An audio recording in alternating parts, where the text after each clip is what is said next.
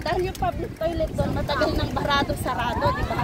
Pero ngayon, bago din yan ma'am kapag... Hindi, matagal nang sarado yun. Hindi pinapagamit. Matagal na panahon na yung nandun sa dulo.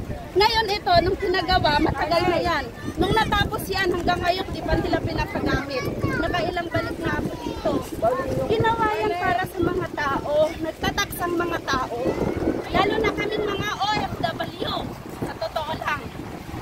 Malaki ang tax namin dito sa Pilipinas. Lahat tayo, malaki ang tax natin. Walang mas malaki, walang mas mababa. Hindi dapat gamitin yung malaki. Lahat tayo pantay-pantay nagtatax. Hindi yan kinukwenta yung mataas o mababa. Pero sa totoo lang dapat, yan, ginawa yan, pera yan ng bayan. Pera yan ng tao, dapat ipagamit nila. Ilang beses na kami pumunta dito, hanggang ngayon di pa nila binubuksan. Ang nakikinabang dyan, yung mga staff lang dyan. Diba? Pero sino ang nagtatax? Lahat naman tayo nagtataksa. Ang hindi ko lang nagustuhan ngayong araw na to, hinold nila yung yung tubig doon sa gate. Sabi nila bawal. Tapos hindi naman nila sinasabi ng maayos. Anong sabi? Anong gusto nyo?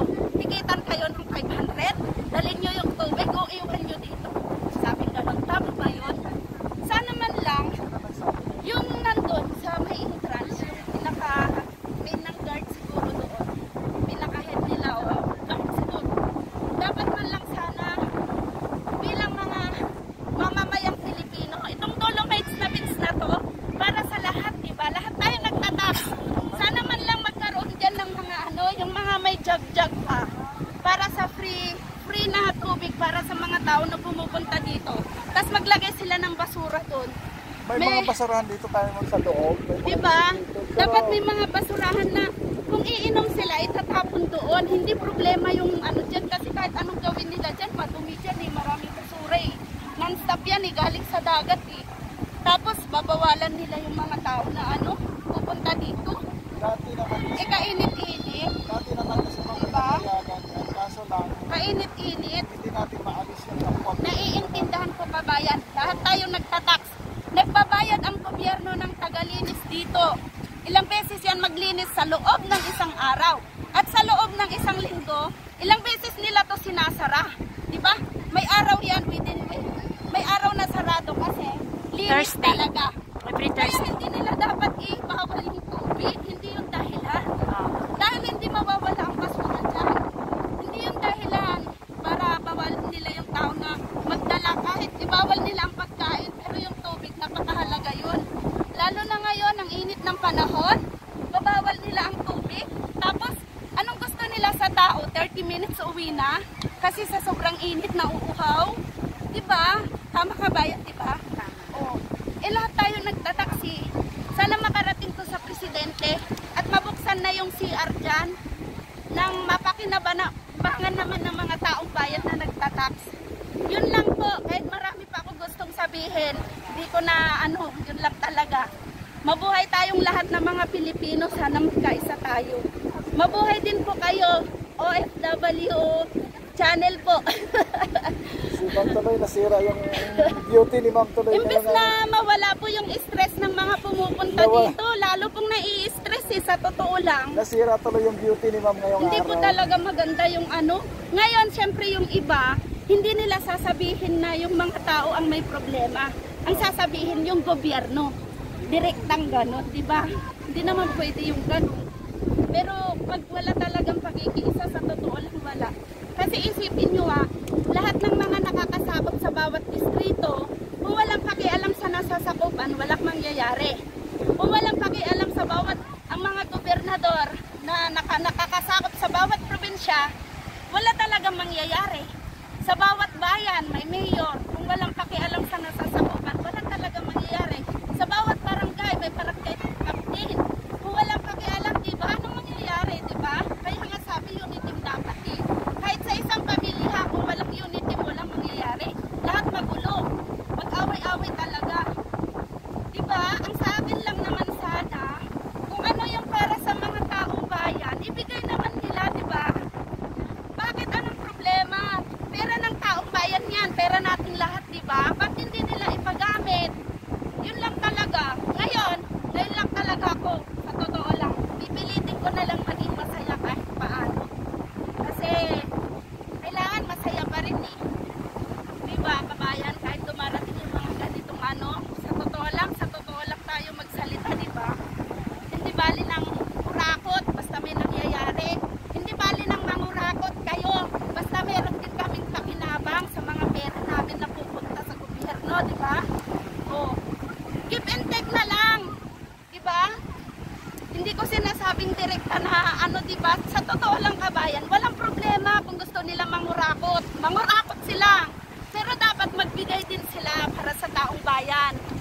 ba, kabayan?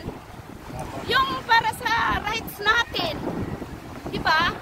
Paano kung may mga senior citizen, mga bata gustong magdumi?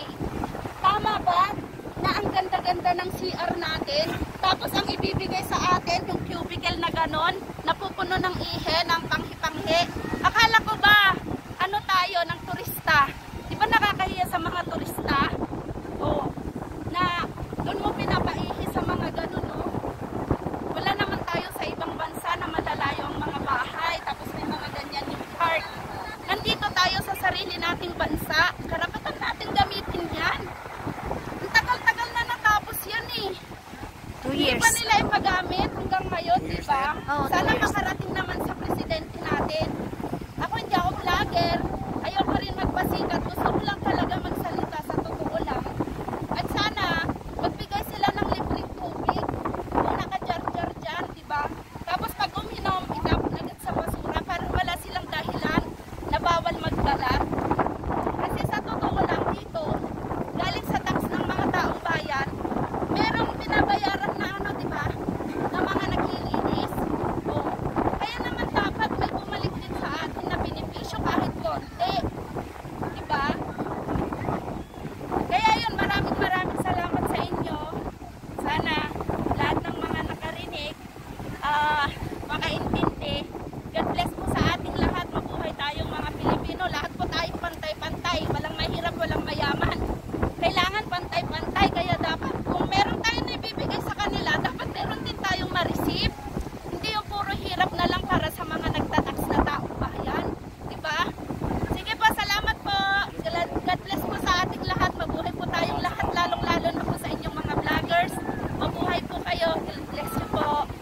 Nadadaya po yung throat ko. Kailangan na po, uminom. Salamat po. God bless po, ha. OFW channel po. I-ano ko po kayo, ha. Para pag nandun po kami sa ibang bansa, masusundan po pa rin po namin kayo. Sa Romania po. Wow. Mabalik po ko sa Romania, may awa ko Diyos. Iwan ko ngayon, lahat na binawa. Oo.